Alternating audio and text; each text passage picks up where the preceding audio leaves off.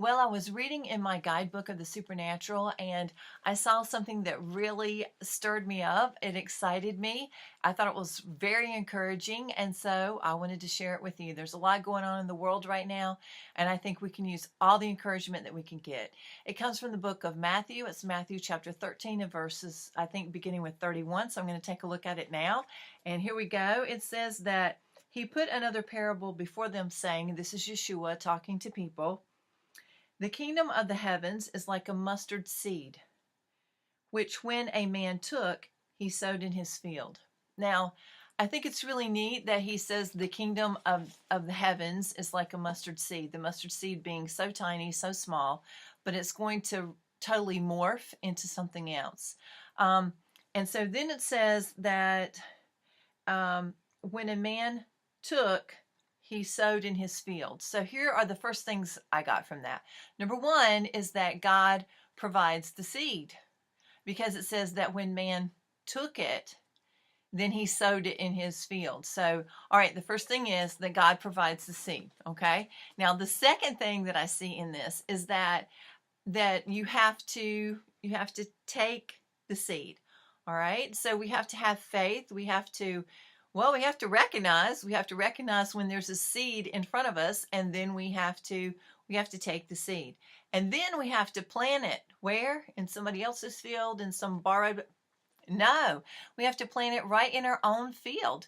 So that implies that we have to have absolute intention when we take the seed, that we plan to plant it, and that we have a place to plant it.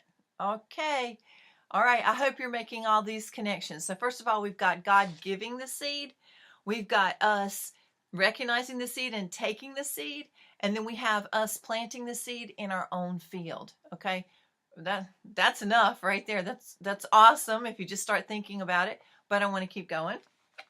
It says that, of course, he sowed the seed or he wouldn't have taken it. And then it says, which is on one hand the smallest of all the seeds, but when it would grow. And what I love about that is the promise of growth, not if it will grow, but when it would grow. I love that. That's a promise of future, your hope and your future that we have in God. When it would grow is more than the vegetables.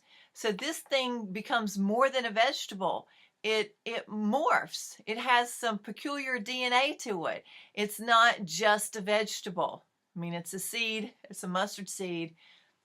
Could be a vegetable, but doesn't have to be a vegetable, because we are new creatures. We become something more than what we originally were in the state that we were in. How cool is that? That's totally awesome. Okay, but there's more. Hold on, here it comes. And it says, and becomes a tree. Becomes a tree. Now, I wasn't planning on saying this. I really had no plans on what I was going to say. I was just going to share what I read. But here we go. Becomes a tree. I have to tell you this. I'm not quite 6 feet tall, but when people look at me, they think that I'm 6 feet tall. And for most of my young adult life, I was called, you guessed it, tree. Okay. And not the most flattering thing to be called, but if you love trees, and I do, well, it wasn't so bad. It actually really wasn't so bad. So this says that the seed doesn't just become a vegetable, it becomes a tree. Deeply rooted with this actually enjoying the sky and not connected so much to the ground, okay? Does all of its living above, all right? I totally love this. All right, stay with me. So that the birds of the sky come, okay?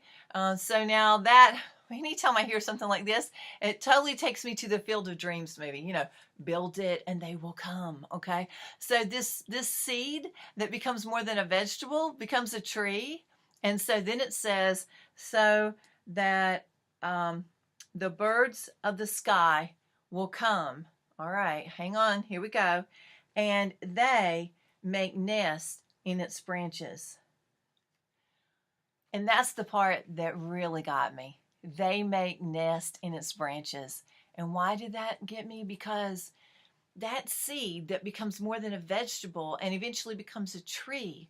not only, provides, not only enjoys life for itself and is enjoying the air and the sky and the wind and the sunshine, but it also provides branches. It reaches out to others. Duh. Okay, how awesome is that? And it has a generational promise in it because it provides a place for the nest, for the birds to nest for future generations. Yeah, that's what I'm talking about. Future generations. Yeah, and that's what our lives can do. When we are planted in God and in His Word, and we have become new creatures, we are more than just a vegetable. We become a tree of life to all the people around us. And our lives reach out to other people, and we're steady. We're the steadiness that people can depend upon. And our steadiness provides a branch of help, a branch of opportunity for future generations. I love that. You know why? Because I want my life to count. I want it to matter. I want every day to be a new day and a better day. And I want it to have vast meaning for God's grand purpose on this earth. And I know He's got His eye on me, but I know that I'm part of something bigger, something larger, something forever.